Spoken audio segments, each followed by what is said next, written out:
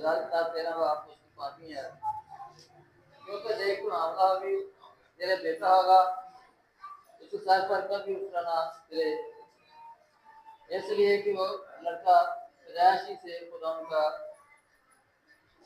मंजूर होगा और वो असर को फलस्तीनियों के हाथ से रिहाई देना शुरू करेगा। आमीन आमीन। आइन पर फिर अपने सर को खुदा के पाक से झुकाएं, अपनी आंखों को बंद करें, हम अपने आप को कलामी कदस के लिए तैयार करें और अरीना लियास के साथ मिलकर हम कलामी कदस के लिए दुआ करेंगे।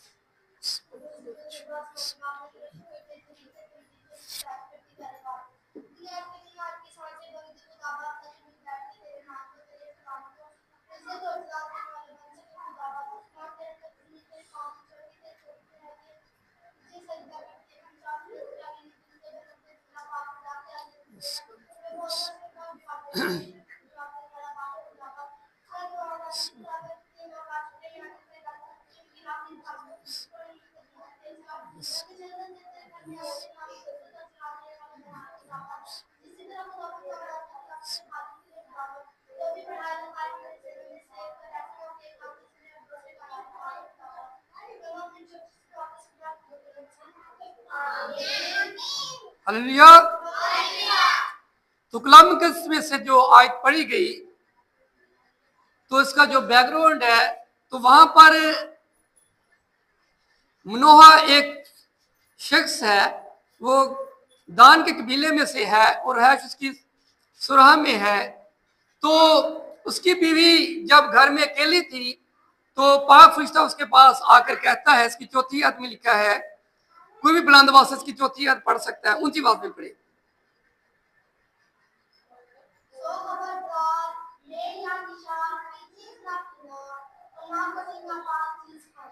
आमीन। तो वो गुड न्यूज दे रहा है। ये औरत बांझ थी, इनके औलाद नहीं थी, तो वो कह रहे कि खुदा आपको बेटे जैसी नेमत अता करेगा। हालेलुया। लेकिन उसके लिए आपने करना क्या है, क्योंकि मूसी शिरकत के लिए ये था कि जो खुदा का नजीर है वो नंबर 1 मैं ना पिए, नंबर 2 उसके सर पर उस्तरा ना लगे, नंबर 3 वो कोई हराम चीज ना खाए ना छुए, और नंबर 4 यहूदी होते हुए, खुदा का नजीर होते हुए उसे क्या करना है कि गैर कौम की औरत से शादी भी नहीं करनी। बैरुम के उसमें 3 हमें नजीर मिलते हैं, number 1 Samson, number 2 Samuel, number 3 यूहन्ना बपतिस्मा देने वाला। तो खुदा जो वादा करता है उसको वो क्या करता है, पूरा करता है। तो जब उसका बाप वहां पर मौजूद नहीं था भी, तो उसने मनोहा के शौहर ने कहा, जब उसे खबर पहुंची कि उसकी बीवी को गुड न्यूज मिली है, खुशखबरी मिली है, उसने कहा तू फिर से दुआ कर, तू फिर से क्या कर कि फिर वो फरिश्ता है और हमें बताए, क्या बताए, हमको सिखाए कि उसके जो लड़का पैदा होने वाला हम क्या करें। हालेलुया। ये कोई आम बात नहीं, छोटी बात नहीं, यहाँ पर माएँ भी बैठी हैं, बाप भी बैठे हैं। तो वो मनोहा जो है वो कहता फरिश्ता आकर हमें सिखाए, फरिश्ता आकर हमें बताए कि जो बेटा अभी पैदा नहीं हुआ हम उसकी तरबियत कैसे करें, उसकी परवरिश कैसे करें। ये कोई छोटी बात है, बहुत बड़ी बात है। हालेलुया। क्योंकि ये दोनों मियां बीवी ईमानदार थे और खुदा अपने ईमानदारों पर क्या करता है, फजल करता है। उनको पहले से ही गुड न्यूज दी गई उसकी बीवी को। तो फरिश्ता फिर आया, फिर फरिश्ते ने यही बातें कही कि वो नजीर होगा और वो खुदा का सुरमा होगा और वो बड़ी सही कौम को फलस्तीन के हाथ से रहाई देगा। हालेलुया। तो इसके लिए 4 शराइत थी कि नंबर 1 जो नजीर है वो क्या करे, मैं ना पिए, नंबर 2 वो किसी हराम चीज को ना खाए, ना लाश वगैरह को छुए, नंबर 3 वो किसी गैर कौम की औरत से शादी ना करे, नंबर 4 वो अपने सर पर उस्तरा ना फरमाए, यानी कि सारी जिंदगी वो ऐसे ही रहे तो खुदा ने मुकर्रर वक्त पर इन पर फजल किया और मनोहा की बीवी पर खुदा का फजल हुआ और समसून पैदा हुआ। हालेलुया। और समसून का मतलब है सूरज की रोशनी। क्या मतलब है? सूरज की रोशनी। बड़ा हो गया वक्त के साथ, और जब ये बाहर निकला, इसने गैर कौम की औरत देखी जो बड़ी खूबसूरत थी, तो इसने कहा कि मैंने इसके साथ शादी करनी है। इसके माँ बाप ने कहा नहीं, खुदा ने मना किया। क्योंकि खुदा ने हमें मना किया कि आपने गैर कौम में शादी, तो उसने माँ बाप की बात ना मानी और खुदा की बात ना मानी। तो इसके बाद क्या हुआ? उसने शादी कर ली। इसके बाद क्या हुआ? उसके बाप ने जो लड़की थी जिसके साथ इसकी शादी किसी और के साथ, उस औरत को दोबारा से ब्याह दिया। तो ये बड़ा गुस्से में आ गया। इसने क्या किया? 300 लुमड़ियां ली और लुमड़ियों को दो दो का जोड़ा किया और उनकी दुमों को बांधा इसने और उनके खेतों में छोड़ दिया। 300 लुमड़ियां पकड़ी इसने और सारे खेत जला दिए। जब फलस्तियों को पता लगा कि ये खेत कैसे जल गए, इसको जलाने वाला कौन है, तो उन्होंने कहा कि मनोहा का बेटा समसून है। तो वो इसे मारने के लिए आ गए। वो बड़े जोश में आ गए कि आज हम समसून को जिंदा नहीं छोड़ेंगे। तो कलम के में लिखा है कि इसे कोई और चीज ना मिली। इसे क्या मिला? एक गधे के जबड़े की हड्डी, ये वाली गधे के जबड़े की हड्डी। इसने वो उठाई और कलम में लिखा खुदा का रूह इस पर नाज़िल हुआ। हालेलुया। और इसने 1000 लोगों को कत्ल कर दिया। हालेलुया। आप गधे के जबड़े से आओ तो एक बंदे को नहीं मार सकते, भी मार सकता है। पावर जो ताकत है वो गधे के जबड़े के अंदर नहीं, बल्कि खुदा का रूह जो है वो ताकत देता। आमीन। फिर इसके बाद क्या हुआ? फिर एक और लड़की थी, ये उसके इश्क में ये पागल हो गया। वो भी गैर कौम से थी और कलम में लिखा है कि उसने इसे क्या किया? बड़ी चाल के साथ इसकी ताकत का, शहजोरी का राज पूछा। इसने 3 बार इनकार कर दिया और चौथी बार इसने बता दिया कि मेरे सर पर कभी उस तरह फेरा नहीं गया। और ऐसा हुआ कि वो औरत बड़ी चालाक थी। उसने गैर कौम के लोगों से पैसे लिए हुए थे। उसने उनको कमरे में बिठाया तो समसून उसके पास था और उसने उनको बुलाया और पकड़कर समसून के बाल काट दिए गए, इसके सर पर उस तरह फेर दिया गया। अब समसून फिर सोच रहा था कि मैं फिर से खुदा को पुकारूंगा, खुदा का रूह मेरे अंदर आएगा, मैं इनको हलाक कर दूंगा। लेकिन अब खुदा का रूह इससे जुदा हो चुका था। अब खुदा का रूह इससे, क्योंकि जब हम माँ बाप की नाफरमानी करते हैं, खुदा की नाफरमानी करते हैं, जैसा खुदा के कलाम में लिखा है वैसा अमल नहीं करते, खुदा का रूह और खुदा हमें छोड़ देता है। फिर हमारे अंदर वो ताकत, हिकमत, अकल दिनाई नहीं रहती। यही समसून जब जंगल में जा रहा था, शेर आया, इसने शेर को पकड़ा, उसे चीर फाड़ दिया बकरी की तरह। यही समसून जो 1000 लोगों को अकेला कत्ल कर रहा है, क्योंकि उस वक्त खुदा इसके साथ था, खुदा का रूह इसके अंदर काम कर रहा है, क्योंकि उस वक्त तक ये खुदा के ताबे था, खुदा की फरमाबरदारी करता। तो जब तक हम खुदा के ताबे रहेंगे, खुदा की फरमाबरदारी करेंगे, हमारे अंदर ताकत आएगी, कुव्वत आएगी और हम आगे बढ़ते जाएंगे और हम मुसीबतों पर, बलाओं पर, इब्लीस पर फतह पाते जाएंगे। हालेलुया। लेकिन जब हम खुदा की नाफरमानी करेंगे, हम फतह पा सकते हैं? यीशु मसीह ने कहा तुम मुझसे जुदा होकर, मेरे रूह से जुदा होकर कुछ। तो आज नौजवान बेटियां भी यहां पर बैठी है, बेटे भी बैठे हैं। बेटों और बेटियों, आप कभी ऐसा गलत काम ना करना जो खुदा के खिलाफ हो, जो आपकी माँ बाप के खिलाफ हो। जो काम भी आपने करना है, माँ बाप के ताबे रहते हुए और खुदा के ताबे रहते हुए करें। आमीन। अफसोस, आप पता नहीं नेट देखते, मैं अक्सर देखता हूं हमारी बेटियां जो गैर कौम में चली जाती है, बड़े शौक से शादी कर लेती है, लेकिन बाद में सारी जिंदगी उनकी जिंदगी बर्बाद हो जाती है। रोती है, पीटती है, चिल्लाती है कि हमने ये बड़ा गलत फैसला किया, अब हमारी कोई इज्जत नहीं।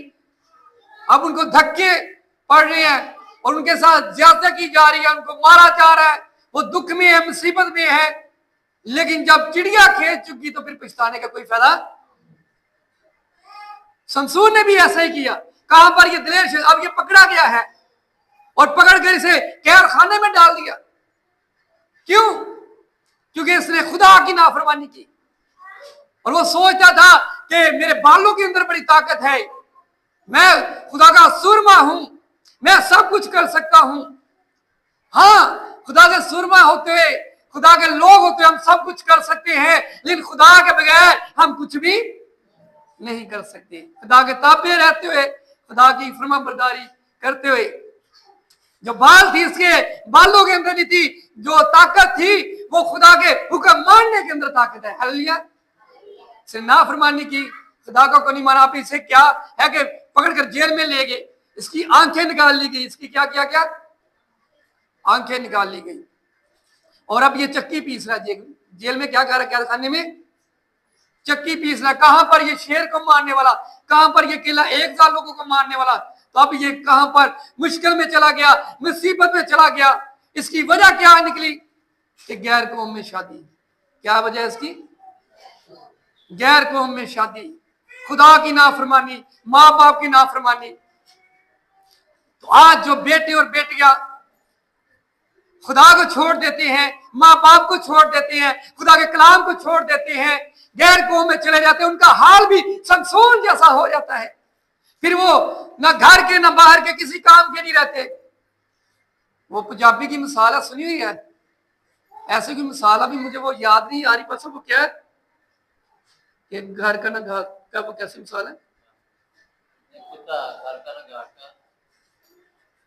ऐसे एक मिसाल है, यानी कि वो किसी भी काम का नहीं। शमसून अब किसी काम, उसकी आंखें निकाल के अब चक्की पीस रहा है और दुनिया की कोई ताकत से अब बचा नहीं सकती, क्योंकि अगर कोई बचा सकता था तो वो खुदा, लेकिन खुदा को वो छोड़ चुका था। अब कलंगस में लिखा है इसके दुश्मनों ने क्या किया। जो उनका जेता था दजून, उन्होंने एक बड़ी पार्टी की, जश्न मनाया कि हमारा एक बड़ा दुश्मन हमने पकड़ लिया है। उन्होंने महफिल सजाई, जश्न का प्रोग्राम बनाया और वहां पर 3000 लोग मौजूद थे। कितने लोग? और उन्होंने कहा कि आज फिर हम शमसून का तमाशा देखेंगे। तो उन्होंने शमसून को बुलाया कि शमसून आज फिर उनके लिए कोई खेल खेले। अब शमसून इतना अर्सा कैद खाने में रहा कि उसके फिर से बाल आ गए थे और उन्होंने शमसून को बुलाया, उसकी आंखें निकल चुकी थी और उसके दोनों हाथों को उन्होंने ऐसा किया और जहां पर 3000 लोग जमा थे, एक हाथ इधर बांध दिया गया, इधर, और मीनारों के साथ बांध दिया गया। कहां पर बांध दिया गया?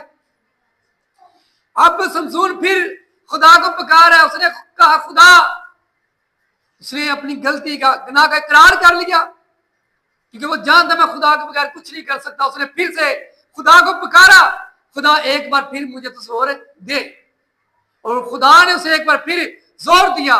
जब उसे जोर दिया, उसने जोर से ऐसे खींचा तो वो पूरी की पूरी छत गिर गई और उसने 3000 जो वहां पर लोग थे, औरतें, मर्द, बच्चे, वो सब के सब हलाक हो गए और शमसून खुद भी हलाक हो गया, क्योंकि खुदा की नाफरमानी, गुनाह की मजदूरी क्या है?